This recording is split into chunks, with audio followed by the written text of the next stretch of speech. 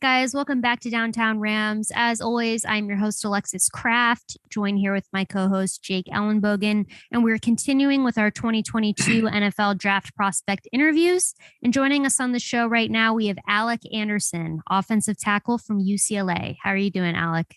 I'm doing good. How are you guys? Thanks for having me on. We're great, man. And just to get started with the interview here, I want to ask you when you started playing football, at what age, and when it became apparent to you that you could be doing this in the NFL one day. So I started playing at 8 years old. I grew up watching my uncle play and then watching my brother play. And so I kind of just followed suit. Looked like a lot of fun. And then I would say sophomore, junior year of high school, I really fell in love with the game and started going, oh, well, I mean, I can make a career out of this. It's fun playing. The camaraderie I love. The how fast the game goes I love. So it's really a fun time out there. For sure. And growing up, so that kind of leads into my next question. So I was going to ask, who's your favorite NFL player growing up?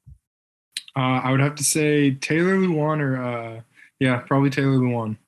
Okay. Because you said your uncle played, right? Yeah. Yeah, he played in the NFL. He played for the Rams back when they were in St. Louis. He was a tight end. His name's Corey Harkey. And so I have connection through him. Yeah. So it was really cool watching him play. I loved Corey Harkey. He's just like the heart and soul of that tight end room. So yeah. He had a lot of fans, Rams fans for him. So I'm not just saying that. I mean, Harkey was the man. So I would have to say cool. He was good. Yeah. Yeah, and I'm from St. Louis, by the way. That's how I became a Rams fan. Okay. So St. Louis Ram right here. So, yeah. But, okay. Yeah, Taylor Lewan, though, he's also a very good player. Yeah. Yeah, he's just not Corey Harkey. I mean, very little people are, Yeah, exactly. And he wore those horns, and Taylor Lewan did not. Although he was very good, so I'm not knocking him. Yeah, no. I want to get your thoughts because we've actually interviewed quite a few guys from UCLA. We interviewed your teammate Quentin Lake. We interviewed Quantrez Knight. So, UCLA, you guys have quite the talent. And they've been some fantastic interviews. So want to ask you, what made you decide to play at UCLA? It was the Chip Kelly offense. I considered myself a very athletic offensive lineman. I feel like that's why a lot of the teams in the draft like me.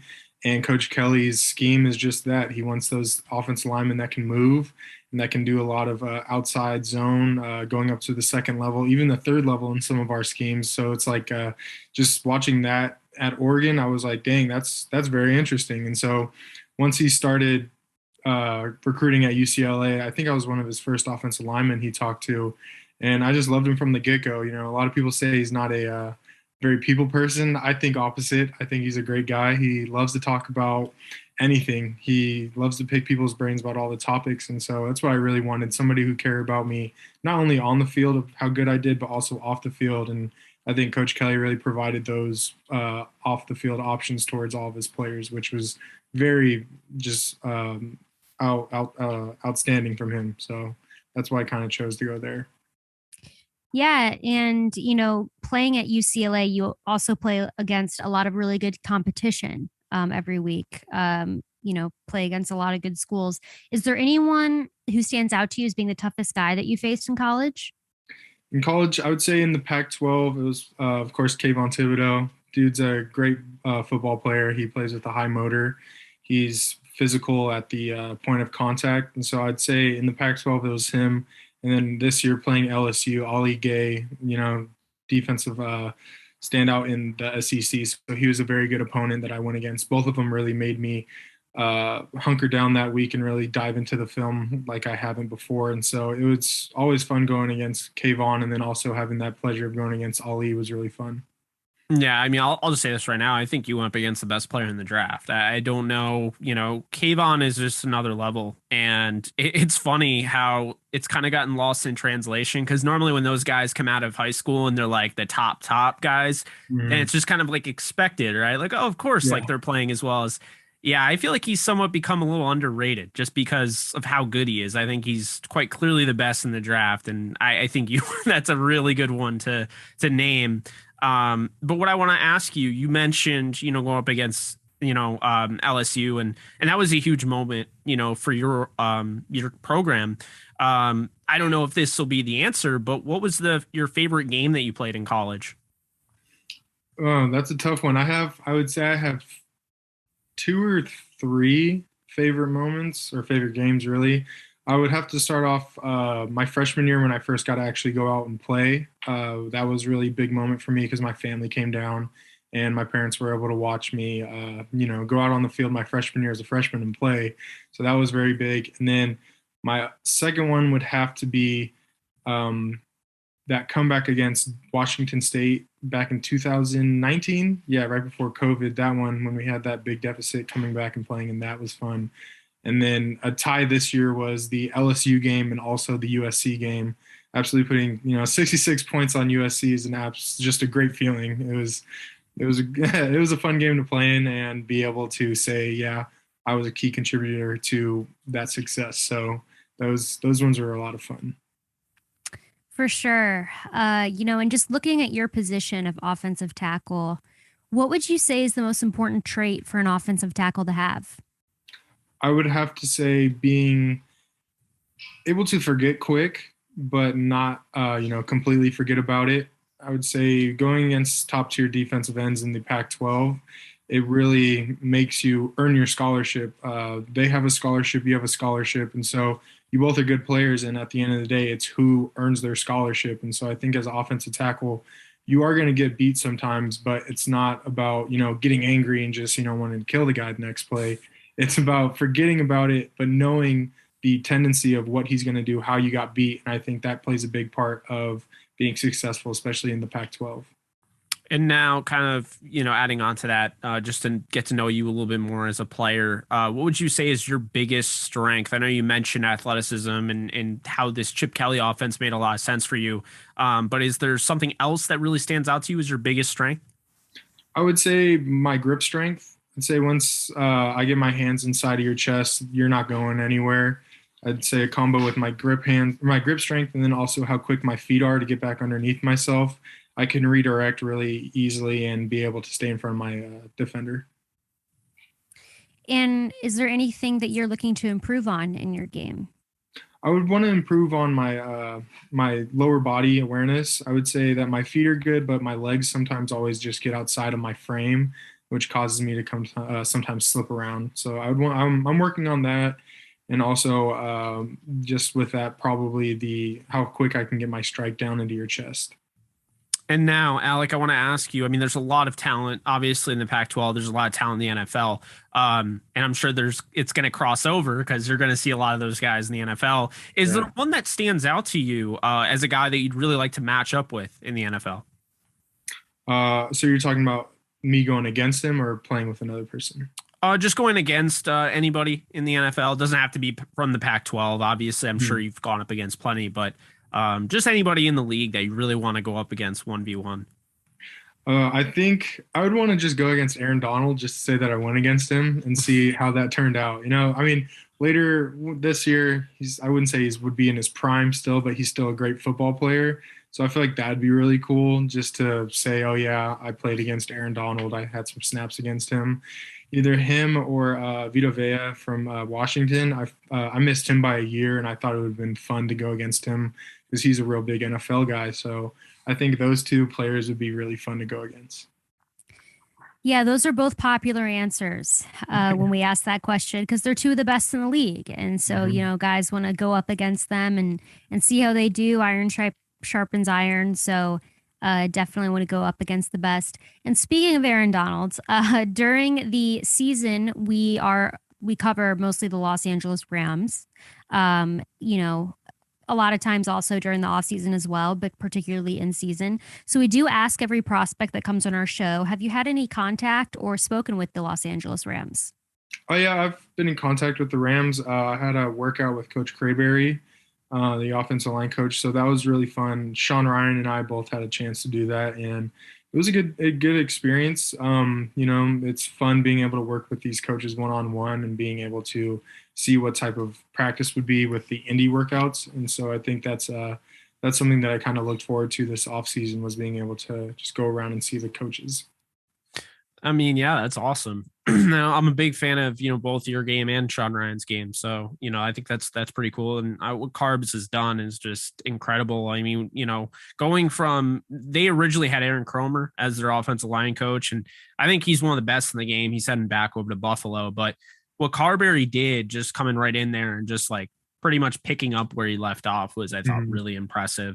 I also think it's fascinating how, you block for quarterback DTR and we're the DTR podcast. I just put that out.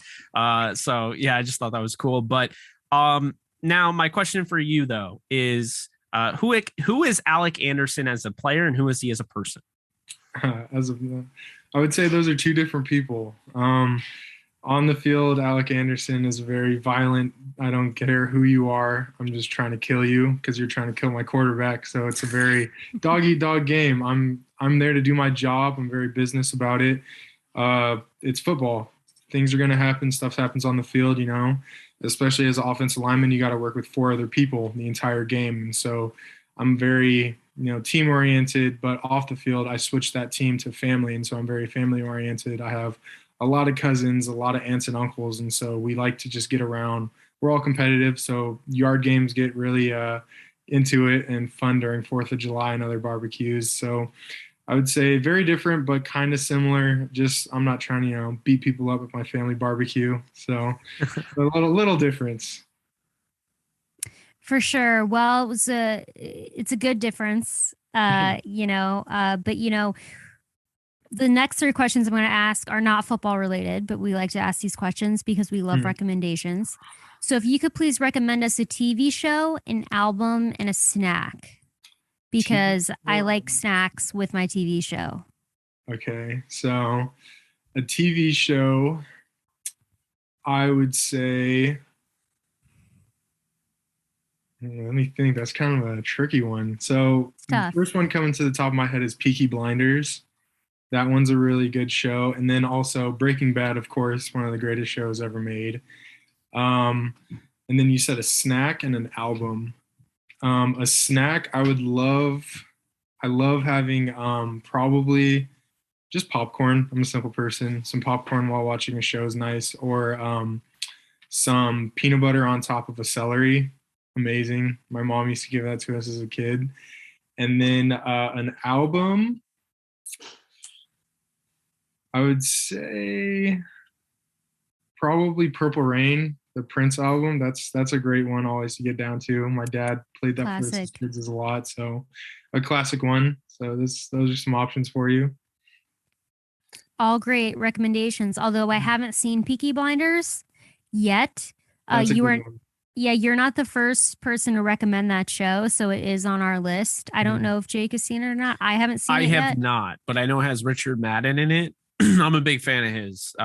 Game of Thrones, Eternals. I think he was in another one, but yeah, I'm definitely that's on my list. And then Breaking Bad, I don't know what's wrong with me. I watched one episode I thought was absolutely incredible, and I've never watched it again.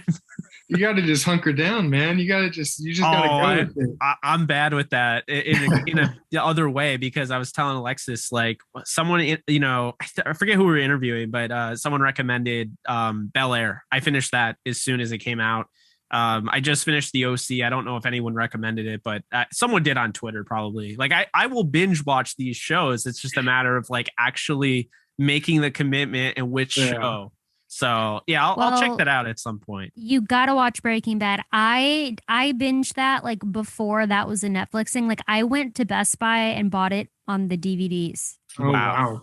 And are on Blu-ray, and I put them in my Blu-ray player, and that's how I binged Breaking Bad way back, like before it was even finished and the final season was on. Very good show. You should check out Outer Banks, by the way. It's kind of like similar as like that drama, but it's like my girlfriend has recommended it to me. I can't get into that one. Have you watched it? I watched an episode. It gets no, trust me, because I was the same thing as you. Someone recommended it on one of our shows, and I was like, Outer Banks, really? This seems like teeny bopper, right? Like, no way I'd be in. It gets it. Like, I couldn't believe how intense it got. I couldn't. And it was the same thing with the OC. I thought it was like a teen soap opera, and then it ends up getting so intense and like all sorts of twists and turns.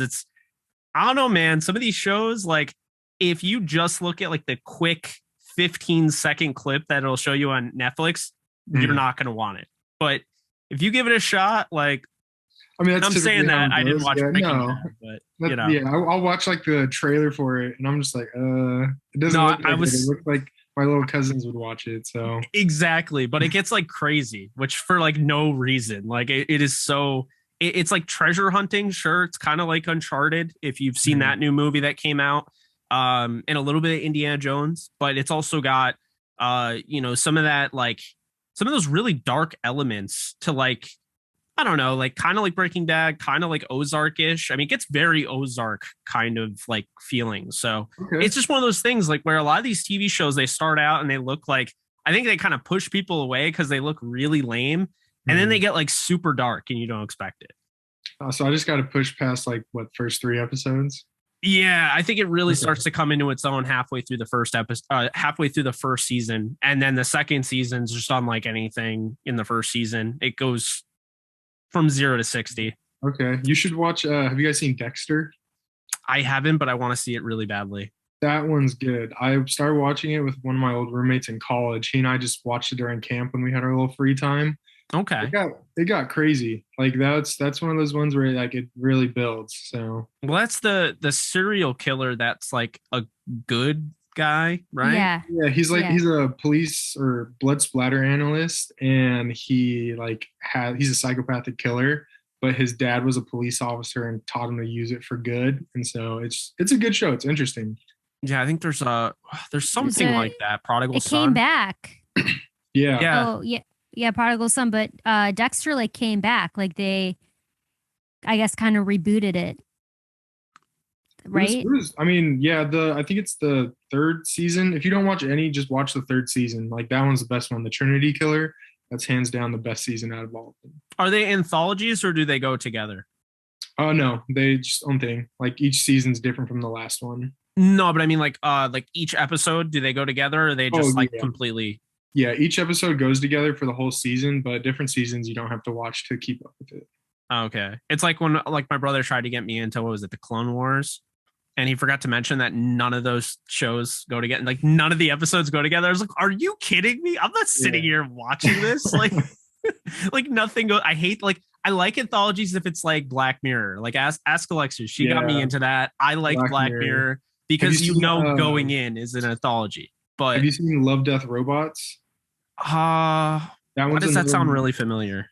I have not seen it. Each one, so each season or each episode is a different type of animation, like style, like different type of art. It's not anime. It's not like Dragon Ball Z or Naruto, but it's like really cool because they'll like some of them look really realistic, and you have to look close to make out the animation in it. But it's a good show. Each one's different, and I love that one. That's interesting. I like that concept. I think they were kind of going to go with that with the upcoming Into the Spider-Verse. They were going to have like different animation. So I think that's kind of cool. I like that idea. Good. Each one's like 10, 15 minutes. It's not even that long. Like it's just a short little snippet. It's cool. Yeah, I might have to check that out. There's so many good TV shows. And the sad thing is, Alec, is that we're never going to watch them all. It's just not possible. It's just not. We got other things to do than I know. But I know. And for you, that's going to be playing in the NFL. Yeah. That is pretty big responsibility. It is. And we are excited to see where you end up. Hopefully it's on the Rams, but even if it's not on the Rams, we're going to be fans no matter where you go and be following along your journey and your success. We'll definitely stay in touch. But Alec, thank you so much for coming on the show. We really appreciate it. We know it's a busy time as there's literally 8 days until the NFL draft. Yeah. It's getting down 7 days now. 7 days. I've been saying 8, but it's literally a week from today. Wow. Crazy. Time is flying by. It's going so quick. But again, thank you so much. Stay healthy. We will be excited to see where you end up, and hopefully we'll talk again soon. Thank you for having me. I appreciate it. Absolutely, Alec. Take care, stay healthy, and we'll be in touch. And also be sure to tell Corey Harkey that we are fans and we say hi. I will. Next family gathering, I'll say you guys said hello.